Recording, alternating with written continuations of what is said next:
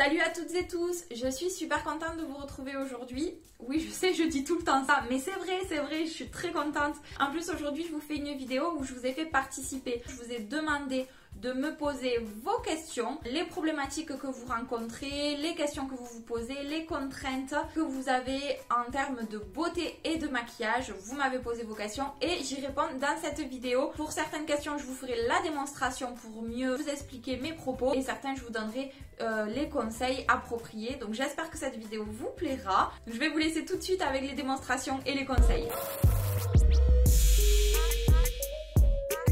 Donc tout d'abord, on me demande comment faire tenir son fond de teint. Donc je vais vous faire tout de suite la démo sur moi avec les explications. Donc j'ai mis mon bandeau, comme ça c'est plus facile pour me maquiller. Alors déjà, ce que je pourrais vous conseiller, c'est avant tout, avant de penser au maquillage, il faut d'abord penser aux soins de votre peau et à bien entretenir votre peau. Pour ça, il vous faut utiliser d'abord des soins adaptés à votre type de peau. Si vous avez une peau sèche, utilisez plutôt des soins adaptés à votre peau sèche, des soins hydratants ou nourrissants. Si vous avez plutôt une peau mixte à grasse, utilisez toujours des soins quand même qui vont hydrater mais qui vont réguler cet excès de sébum. Donc tout d'abord, avant le maquillage, on prend soin de sa peau et on l'hydrate. Alors moi je l'ai déjà mise donc je ne vais pas la réappliquer, mais du coup par exemple moi j'ai une peau mixte, j'avais une peau grasse, maintenant j'ai plutôt une peau mixte. Du coup j'utilise le fluide hydratant matifiant de chez Caudalie pour peau mixte. Voilà, donc d'abord je sais que ce produit du coup il va quand même m'hydrater tout en matifiant, donc ça va répondre à mes besoins et c'est d'abord ce que vous devez faire avant même de penser au maquillage, parce que souvent les problèmes ne viennent pas que du maquillage mais d'abord de votre peau, donc utilisez les bons soins adaptés. N'oubliez pas qu'aussi en termes de soins, il faut nettoyer et exfolier aussi régulièrement votre peau, donc n'utilisez pas des exfoliants trop abrasifs, trop forts, mais il faut quand même exfolier souvent votre peau, surtout la nettoyer tous les jours. Donc déjà vous verrez que vous aurez de meilleurs résultats au niveau de l'effet du fini du maquillage, mais aussi au niveau de la tenue. Ensuite on va commencer par l'étape du maquillage. Tout d'abord on commence par une base et ça va être le même principe que pour votre crème. Vous allez utiliser une base de maquillage qui va aider du coup à faire tenir votre fond de teint et vous allez l'adapter à votre peau. Donc vous avez des bases de maquillage, par exemple là j'ai une base hydratante illuminatrice. Vous avez des bases matifiantes, vous avez un petit peu de tout en base. Vous avez des bases également colorées qui vont venir du coup corriger des imperfections de couleur sur votre visage. Et donc si vous avez une peau mixte à grasse, privilégiez une base matifiante du coup qui fera tenir le fond de teint, qui l'accrochera et qui évitera que vous ayez trop de brillance dans la journée. Et en revanche, si vous avez plutôt une peau sèche, utilisez plutôt une crème hydratante qui elle aussi vous aidera à fixer le maquillage et qui va bien hydrater votre peau pour une meilleure tenue et un meilleur rendu. Donc moi je vais appliquer plutôt une base matifiante parce que j'ai plutôt une peau mixte. Donc la base, vous pouvez l'appliquer avec les doigts, souvent elle est transparente, la mienne est transparente là, donc je l'applique avec les doigts. Voilà, une fois que ma base est appliquée, on passe au fond de teint. Et pour ça, ça va être le même principe que pour la crème et que pour la base. Vous allez choisir un fond de teint, bien évidemment, adapté à votre type de peau. Alors, faites attention, du coup, dans les magasins, quand vous choisissez votre fond de teint, choisissez-le bien. Vous allez avoir des fonds de teint hydratants, des fonds de teint matifiants. Donc c'est un peu comme les soins maintenant, vous avez des fonds de teint qui ont différentes fonctions et qui font différents jobs, on peut dire. Et du coup adaptez-le à votre type de peau. Moi c'est pareil, du coup j'utilise très souvent le fond de teint matifiant de L'Oréal parce que je sais que le matifiant va mieux tenir sur moi que le hydratant par exemple. Donc je vais appliquer mon fond de teint. Donc j'applique mon fond de teint et bien évidemment on applique son fond de teint avec un pinceau de préférence ou un blender. Il y en a qui vont préférer les éponges blender. Et surtout l'appliquer en couche uniforme et régulière.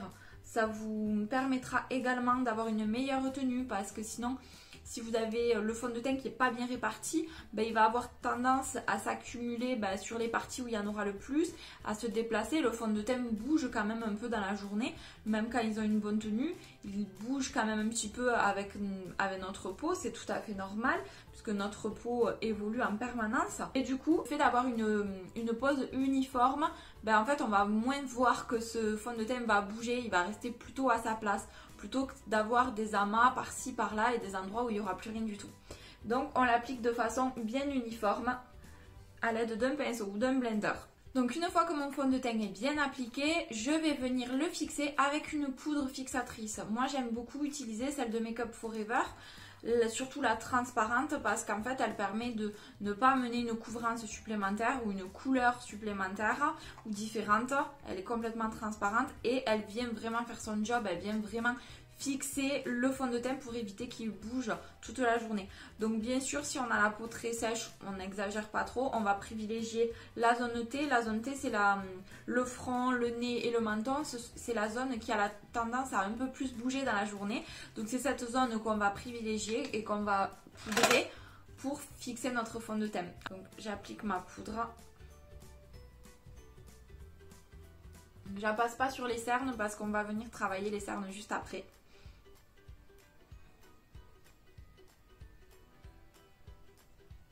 Pour celles et ceux qui préféreront utiliser une poudre colorée, il n'y a pas de contre-indication à ça. Ça aura quand même le job de faire tenir et de matifier un petit peu le fond de teint. Mais voilà, moi je vous ai donné le conseil de la poudre transparente, mais vous pouvez tout aussi bien utiliser une poudre colorée. C'est souvent aussi ce que je fais tous les jours. Donc voilà, n'hésitez pas, vous utilisez une poudre que vous aimez, avec laquelle vous êtes à l'aise et avec laquelle vous aimez le résultat final. Alors une fois qu'on a hydraté sa peau, qu'on a mis la base, le fond de teint, la poudre, on termine son teint avec un fixateur de maquillage tout simplement. Donc moi j'utilise celui de Make Up Forever aussi, le Mist and Fix, il est très bien pour fixer. C'est sous forme de spray et ça vient terminer, ça vient fixer tous les pigments de votre visage. Voilà, donc celui-ci il a un effet assez humide, assez mouillé. En même temps, ça vient un petit peu réhydrater les peaux sèches. Donc normalement, avec toutes ces astuces, vous devez avoir une très bonne tenue de votre fond de teint. Donc on a quelqu'un qui nous dit « Je suis exaspérée par mes poches et mes cernes sous les yeux ». Donc ça c'est un problème assez fréquent, je vous avoue. Il y a beaucoup de personnes qui s'en plaignent. Alors il faut savoir que déjà les cernes, ça peut être génétique. Ça peut être aussi parce que c'est une zone où la peau est très fine. On a une stagnation des fois plus importante du sang à ce niveau-là. Et du fait que la peau soit fine, ça se perçoit davantage. On voit davantage les vaisseaux, les veines, etc. Voilà, il y a plusieurs facteurs qui peuvent entraîner ce problème-là. Et les poches, c'est principalement un amas de graisse ou un amas de peau, en fait, dû aux muscles inférieurs des yeux qui se relâchent souvent avec l'âge. On peut le percevoir plutôt en prenant de l'âge. C'est rare les jeunes qui ont vraiment des grosses poches sous les yeux. Alors, il faut savoir que les poches en maquillage, ça va être compliqué de les cacher puisque c'est vraiment un relief. Donc, la seule possibilité... Une des seules possibilités qu'il y a pour masquer les poches, c'est de les faire retirer, c'est de passer par de la chirurgie esthétique. Il existe par exemple la blépharoplastie, je crois que ça s'appelle, et qui consiste en fait à retirer cet amas de peau ou de graisse sous les yeux. Donc voilà, il existe d'autres méthodes, j'ai cru voir en me renseigner un peu parce que je ne suis pas au point sur ce sujet, mais en me renseignant un petit peu, j'ai vu qu'il y avait d'autres méthodes qui sont réalisées par des chirurgiens esthétiques.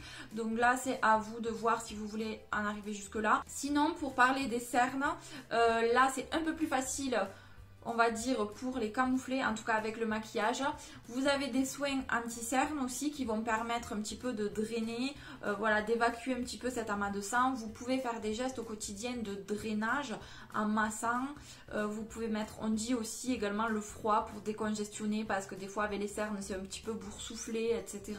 Donc pour décongestionner, dégonfler le dessous de l'œil, vous avez ces techniques là de froid, de drainage. Et sinon, pour cacher la couleur des cernes, vous pouvez utiliser le maquillage, notre cher ami le maquillage qui fait des fois des merveilles. Alors tout comme le fond de teint, avant d'appliquer son fond de teint, on a appliqué une crème.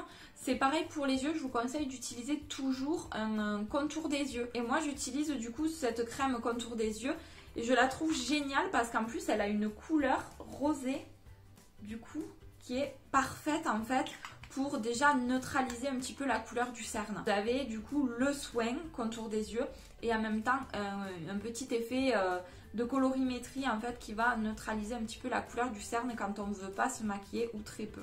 Alors comment procéder avec le maquillage? Il faut savoir qu'il existe différents types d'anti-cernes et de correcteurs. Pour des cernes très prononcées, vous pouvez utiliser du correcteur et de l'anti-cerne. pour des cernes juste un peu voyantes, mais pas trop non plus, vous pouvez utiliser que de l'anti-cerne, ça suffira. Vous avez différentes formes d'anti-cerne, vous en avez des compacts, vous avez des crémeux, vous en avez un stick, vous en avez un crayon, vous avez des fluides, vous avez différentes formes d'anti-cerne et différentes couvrances. Donc vous pouvez trouver des anti-cernes très couvrants qui feront totalement le job.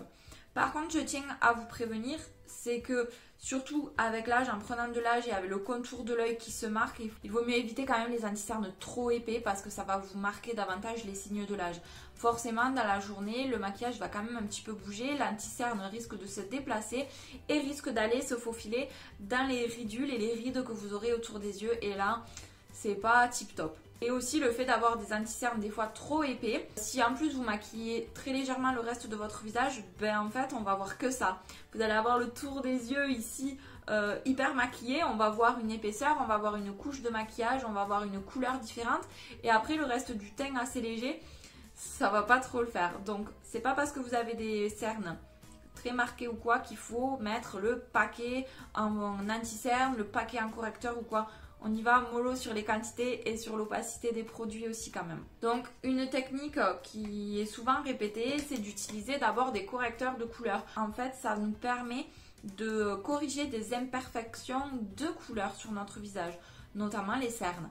Donc pour des cernes bleutées, on va utiliser plutôt des couleurs rosées, saumonées, avec un petit peu d'abricot, voilà, très légèrement orangé. Alors comment on fait pour corriger le bleu de ces cernes par exemple? Tout simplement on pratique la technique de la colorimétrie qui en fait consiste à utiliser une couleur inverse de l'autre. Donc si vous prenez votre cercle chromatique, vous avez des couleurs qui sont en face les unes des autres. Je vous mettrai des schémas pour voilà, schématiser un petit peu ce que je vous dis. Et du coup, par exemple, pour neutraliser le bleu, on sait que la couleur inverse du bleu, c'est le orange.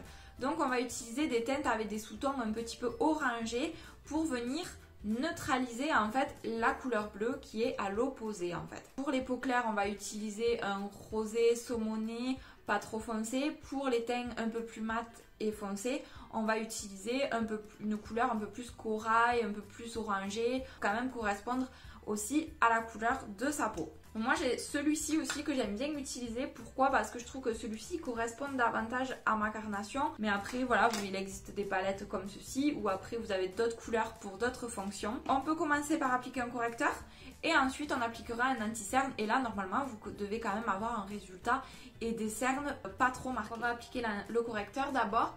Moi je vous conseille de l'appliquer au doigt parce que la chaleur du doigt et la pression nous permet de mieux fondre un peu le maquillage, mieux fondre la matière. Et le but c'est quand même de bien fondre, de bien flouter pour pas avoir cet effet paquet que je vous parlais tout à l'heure. Donc je viens bien fondre. On regarde un peu en l'air, comme ça dégage bien le dessous de l'œil. Et n'oubliez pas de venir dans le coin interne ici parce que là c'est une partie qui est très bleue puisqu'on a une veine qui passe ici. On descend un tout petit peu vers là, on ne reste pas que dessous l'œil pour pas avoir pareil cet effet panda. Donc on vient le dissoudre un petit peu, l'estomper sur le haut de la pommette pour que ça soit un peu plus diffus. Bien évidemment je fais pareil de l'autre côté. Et comme vous le voyez, je l'applique en tapotant. Pour bien fondre la matière parce que si j'étire, je vais tout déplacer. Donc en fait, en tapotant, ça permet de déposer la matière à l'endroit où vous voulez la déposer. Voilà, j'ai déposé mon correcteur. Déjà, on voit que ça va un peu mieux. Donc, on a mis notre correcteur. Maintenant, on va appliquer notre anti-cerne. Donc, des anti-cernes, vous avez de tout. Pareil, je vous l'ai dit tout à l'heure. J'ai des anti-cernes, par exemple, de chez Make Up Forever. Ce sont des crèmes de camouflage qui sont très couvrantes. Donc, si vraiment vous avez des gros problèmes, que vous voulez vraiment masquer vos cernes qui sont très prononcées, ça peut être votre meilleur allié. Du coup, moi pour le moment, j'utilise l'anti-cerne, le Fit Me de chez Maybelline. Prenez une teinte pas trop foncée, surtout pas plus foncée que votre teint, pas trop clair non plus pour pas avoir un effet blanc et au contraire que des fois ça donne mauvaise mine. On peut prendre une demi-teinte en dessous de sa carnation, mais pas trop clair et surtout pas trop foncée parce que c'est justement une zone qu'on cherche à illuminer et surtout pas à assombrir. Donc j'applique mon anti-cerne. Moi j'aime bien les anti-cernes de ce format là, avec un embout applicateur et une texture crémeuse comme ça. Alors là vous avez différentes façons de l'estomper, vous pouvez utiliser un pinceau, votre doigt, peu importe. Moi j'aime bien utiliser, alors attendez je la cherche, j'aime bien utiliser ça, cette petite, c'est comme une petite brosse. Par contre j'appuie vraiment pas beaucoup parce que si j'appuie trop je vais vraiment déplacer toute la matière et c'est pas le but. Donc j'appuie très légèrement pour garder la matière concentrée à ce niveau-là. Voilà, donc j'ai appliqué mon anti-cerne, j'ai terminé de l'estomper. Donc ce qu'on va faire, c'est qu'on va venir poudrer l'anti-cerne pour le fixer, l'aider à tenir. Donc c'est pareil, on utilise une poudre. La transparente ferait bien l'affaire, puisqu'elle n'amène pas de couvrance supplémentaire. Donc je vais appliquer la transparente. On n'en met pas trop non plus parce que le contour de l'œil est une zone qui peut vite être desséchée ou même naturellement sèche. Donc la poudre peut avoir tendance à marquer cette zone de sécheresse et donc on évite de trop en mettre pour pas trop dessécher cette zone. Sachez qu'en complément de l'anti-cerne, il existe aussi des poudres. Là je vous en montre une ici par exemple, ici la jaune. Et en fait, ça peut être un bon complément de votre anti-cerne, étant donné qu'elle a des sous-tons jaunes. Ça peut être pas mal pour, voilà, pour venir neutraliser encore un peu plus la couleur bleutée de vos cernes. Et j'ai pas énoncé, mais si vous avez des cernes un peu plus violacées, là du coup vous allez utiliser des sous-tons de votre correcteur un peu plus jaunâtre. De toute façon, je vous aurais mis des images. Voilà, on en a terminé avec les cernes, donc je récapitule. Pour neutraliser les cernes, déjà vous pouvez utiliser des soins anti-poche, anti-cerne. Surtout, voilà, le côté anti-poche fonctionne pas toujours vraiment, mais le côté anti-cerne peut faire un petit quelque chose, surtout un effet d'un petit peu de drainage, de décongestion, etc. Ensuite, n'oubliez pas que vous pouvez utiliser des correcteurs, des anti-cernes, adapter la texture à vos envies, aux résultats que vous avez envie et à votre peau, à votre contour des yeux. Utilisez la bonne couleur, ça par contre c'est primordial. Référez-vous au schéma que je vous ai montré. Pour celles à qui ça dérange énormément, donc je ne suis pas du tout là pour vous inciter à faire de la chirurgie, mais voilà, il existe des solutions qui peuvent des fois vous aider quand...